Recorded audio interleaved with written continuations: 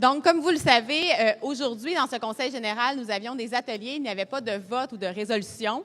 Par contre, il y a des gens de la commission politique qui étaient présents dans tous les ateliers ainsi que dans la plénière pour prendre des notes sur l'ensemble des discussions qui ont eu lieu. Et ces notes et ces discussions-là serviront d'inspiration pour éventuellement faire des résolutions qui seront ramenées lors des prochains événements nationaux du Parti libéral du Québec comme résolution à soumettre au vote des membres. Donc, sans plus tarder, je commencerai tout de suite par le résumé de l'atelier « Un Québec plus vert, donc plus prospère » et je céderai la parole à mon collègue, Maître Corbately. Bon, merci, Émilie. Première chose, j'aimerais féliciter et remercier tous ceux qui nous ont donné leurs commentaires et suggestions. Rassurez-vous que chaque commentaire, chaque suggestion va être prise en considération et étudiée dans la commission politique. Et je m'excuse en avance si vous n'entendez pas vos commentaires ou vos suggestions dans mon résumé. Je présente uniquement maintenant les faits saillants. Alors là, je passe au résumé de suite.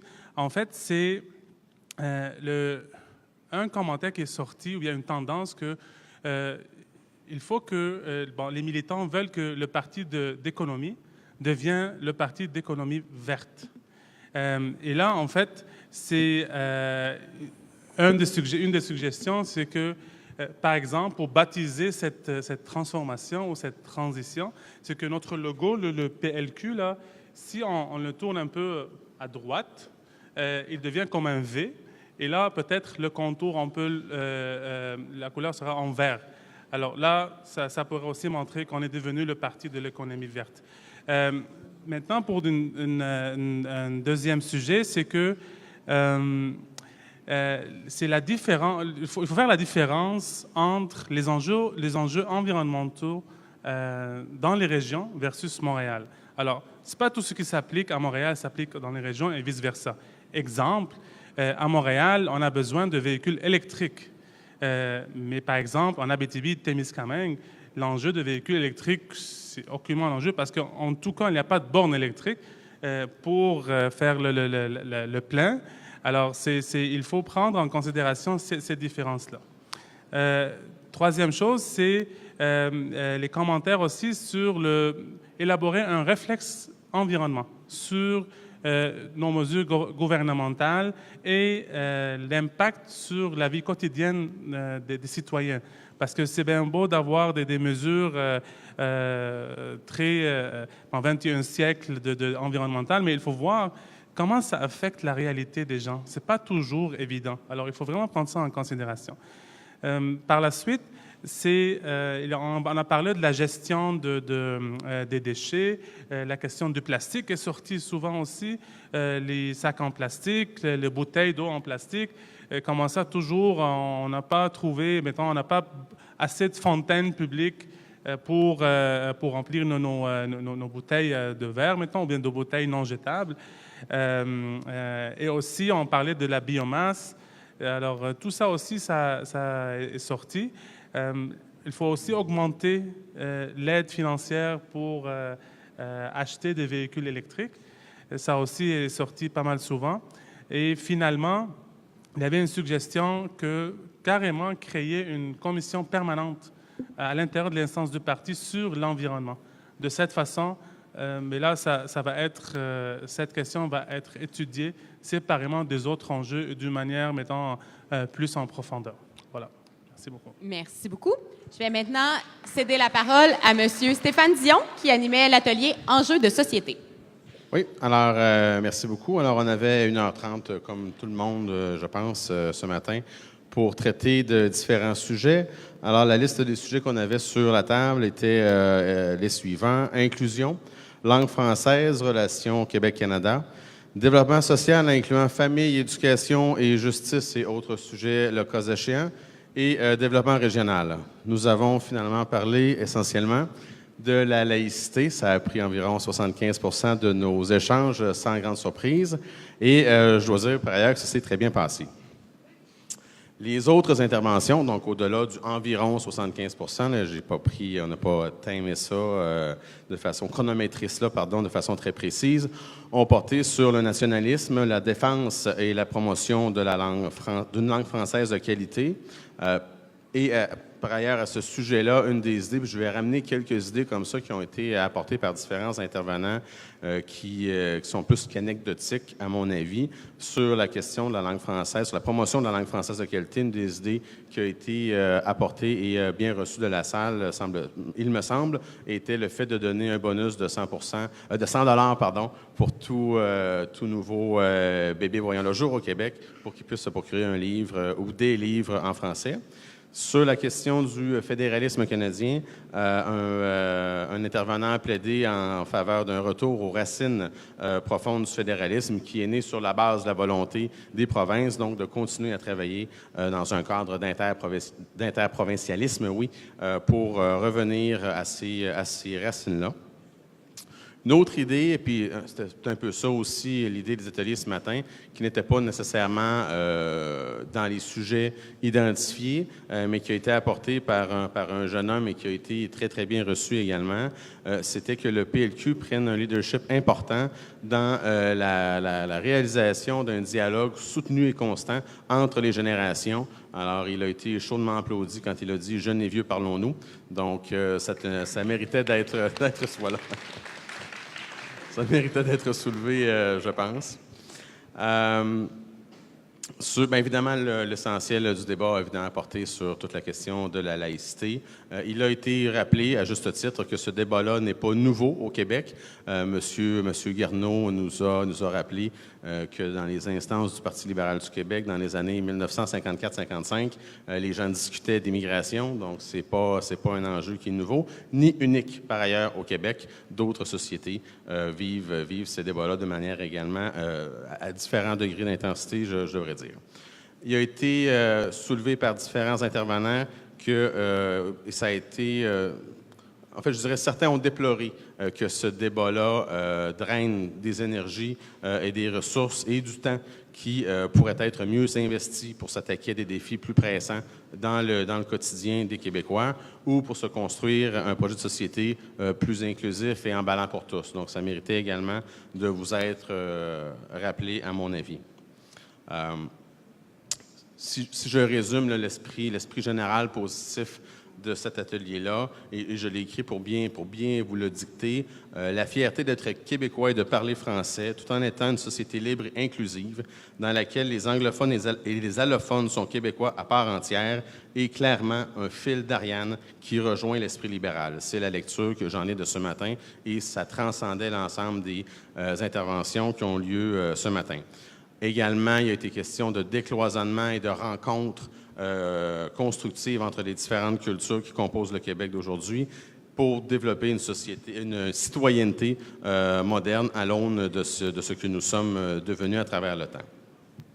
Il a également été rappelé, à juste titre encore, que l'immigration est une richesse et une réponse à divers enjeux, dont économiques, ça nous a été rappelé, pour pallier l'enjeu principal économique du Québec, qui est la pénurie de main-d'œuvre. Il a été question, par exemple, des travailleurs étrangers temporaires, qui est un des programmes qui existent en immigration, mais qui amène une réponse très réelle aux entrepreneurs québécois partout sur le territoire québécois. Deux grandes valeurs du parti ont alimenté l'ensemble des discussions, soit les libertés individuelles et l'identification au Québec, l'individu et le nous. Et ces valeurs-là ont été rappelées comme devant être des points d'ancrage importants et équilibrés dans les réflexions portant sur la laïcité. La question de l'adoption de l'approche de l'interculturalisme versus le multiculturalisme ont aussi été discutées par divers intervenants dans une optique de pédagogie. Donc, faire œuvre pédagogique pour qu'au Québec, on comprenne mieux, dans le fond, quelles sont ces approches-là, qu'est-ce qui les différencie, pour qu'on puisse choisir, pas de façon définitive, quelle approche implanter. Évidemment, deux positions ont été présentées par différents intervenants, soit la position émanant du dernier gouvernement qu'on trouve dans le projet de loi 62, donc pas d'interdiction vestimentaire aux gens en position d'autorité, et d'autres intervenants ont appelé au retour du consensus Bouchard-Taylor. Alors, ça nous donne à nous une tâche à la commission politique et qui va se transporter certainement en discussion et en dialogue, certainement riche et constructif également avec les membres de l'aile parlementaire libérale, mais on va devoir se pencher sur ces questions-là dans une réflexion plus élargie, c'est le souhait des membres, sur les notions d'inclusion, de diversité et d'intégration socio-économique des immigrants. On parle évidemment du marché du travail, mais également de manière plus large au Québec. Chose certaine, c'est un sujet qui est sensible, je n'apprends rien à personne, mais ceux qui étaient ce matin et ce qui en a été dit démontrent encore une fois très clairement notre capacité au Parti libéral du Québec de débattre avec sérénité et intelligence d'enjeux sensibles et complexes. Merci. Merci beaucoup. Je vais maintenant céder la parole à M. Carmine Paulis pour l'atelier sur le mode de scrutin. Bien, merci beaucoup. Donc, on a eu une présentation du professeur André Blais de l'Université de Montréal sur les différents modes de scrutin démocratique dans le monde. Donc, ça, c'était très, très intéressant. La première observation que j'ai faite, c'était qu'il y avait un certain inconfort, peut-être, je dirais même une réticence sur le changement. Puis c'est un peu normal. Notre système, peut-être, n'est pas parfait, mais c'est notre système, c'est celui qu'on connaît. Et puis, on est confortable avec cela. Donc, le système qui avait été proposé ou discuté, c'était un système proportionnel. Et puis, si on veut garder le même nombre de sièges en Assemblée, une façon, qu'est-ce qu'on peut faire, c'est réduire le nombre de circonscriptions. Donc, de, mettons, 125 à quelque chose plus semblable au fédéral avec 78 circonscriptions. Donc, on aurait possiblement 78 élus, et puis la balance serait des élus, ou des élus votés, mais la balance serait des élus nommés. Le problème avec ça, c'est que en ayant une plus grande couverture, ça serait plus difficile pour les élus de couvrir le territoire adéquatement et puis avoir un certain niveau de présence. Donc ça, c'est un enjeu. L'autre enjeu, c'est que ça crée deux classes d'élus, donc une classe d'élus votés et puis une autre classe d'élus nommés. Et puis ça apporte aussi un élément de confusion, complexité. Donc, on connaît notre système. Un nouveau système, c'est complexe pour les gens, le peuple. Donc, il y a un certain niveau d'inconfort de ce côté-là. Et l'autre élément de complexité et incertitude, c'est, bon, là, j'ai plus qu'un élu dans ma région, dans ma circonscription, qui je vais voir quand j'ai un problème. Est-ce que je vais voir l'élu voté ou est-ce que je vais aller voir un élu nommé comme tel? Donc, ça, c'est des éléments qui ont été soulevés. L'autre chose, c'est est-ce que la réforme du mode de scrutin, est-ce que c'est vraiment une question, un enjeu de société comme tel qu'on demande nous, ou est-ce que c'est vraiment un projet politique? Donc, ça, c'était une question. Et puis, si c'est un projet politique, bien, on veut être sûr et certain que le peuple soit représenté. Et puis, si on va dans cette direction-là, il y a été peut-être aussi mention de peut-être faire un référendum, parce que c'est quelque chose de grave. C'est grand, qu'est-ce qu'on veut faire là, changer un système au complet. L'autre chose, c'était quand on a un système proportionnel, souvent, il faut créer des coalitions. Donc, on peut avoir des gens qui sont des élus votés, mais ceux qui sont nommés viennent possiblement de d'autres partis. Donc, il faut créer des coalitions dans le gouvernement. L'avantage de ce côté-là, c'est que ça amène la diversité, différents points de vue, et ça alimente la discussion. Le côté négatif de ça, c'est possiblement, si les choses vont très mal, ça peut paralyser un gouvernement, et puis ça peut arrêter un gouvernement, comme on voit qui se passe de temps en temps aux États-Unis, où est-ce que le gouvernement arrête de fonctionner, ou au pire encore, où est-ce qu'il y a des élections à chaque année, comme exemple en Italie. Donc, ça, c'est l'inconvénient. Une chose qui est sortie, c'est qu'il a été demandé à la Commission politique nationale de se revirer vers les régions, aller sonder les régions pour aller chercher les idées qui ressortent des régions et puis de statuer, faire une résolution d'ici l'automne 2019. Donc, ça, c'était les faits saillants de notre atelier. Merci beaucoup. Et la dernière, mais non la moindre, Naomi Goyette pour l'atelier Rêver le Québec de demain. D'abord, merci encore d'avoir embarqué dans l'aventure. On sait que c'est quelque chose de différent, on sait que c'est nouveau. On est content de vous dévoiler, par contre, les résultats. Je veux faire un petit merci spécial à tous vous, là, mais particulièrement à la régie, parce qu'il y a eu une belle collaboration, puis c'était quelque chose de pas évident, c'était un gros défi. Donc, merci à la régie, vraiment. Merci. Donc, lorsqu'on a commencé à prendre connaissance, là, je ne sais pas si vous le voyez ou juste moi, là. Quand on a commencé à prendre connaissance des résultats, on était vraiment emballés parce qu'on ne savait pas à quoi s'attendre. Puis finalement, il y avait au moins une quinzaine de résultats qu'on avait envie de vous présenter. Mais on a décidé de se limiter à tous ceux qui ont eu un taux de 50 % et plus. On vous les a mis en ordre. Il y en a quand même plusieurs.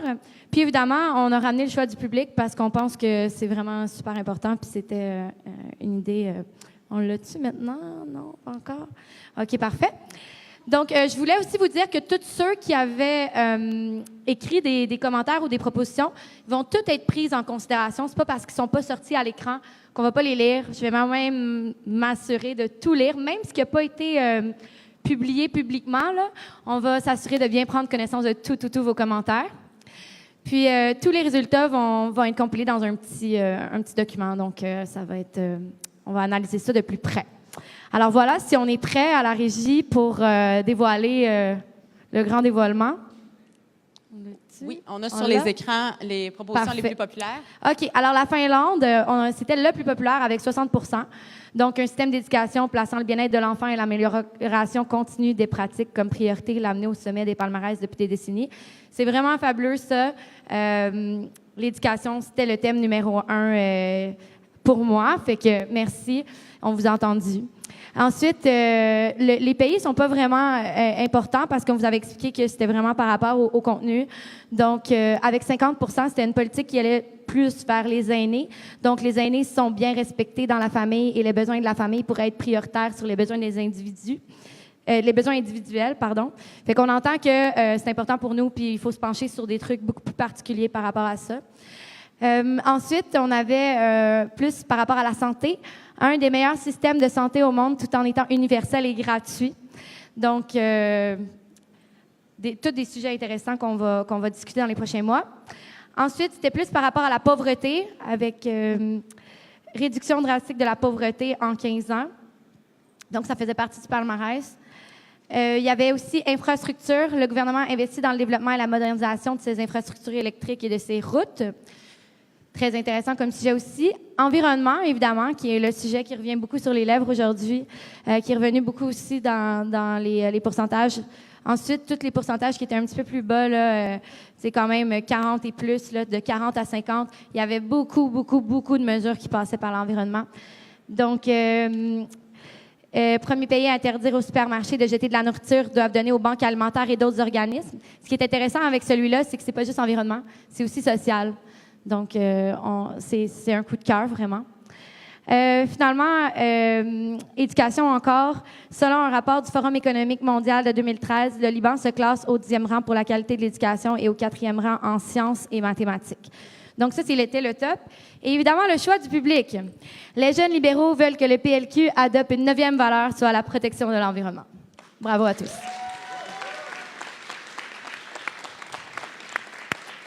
Merci beaucoup.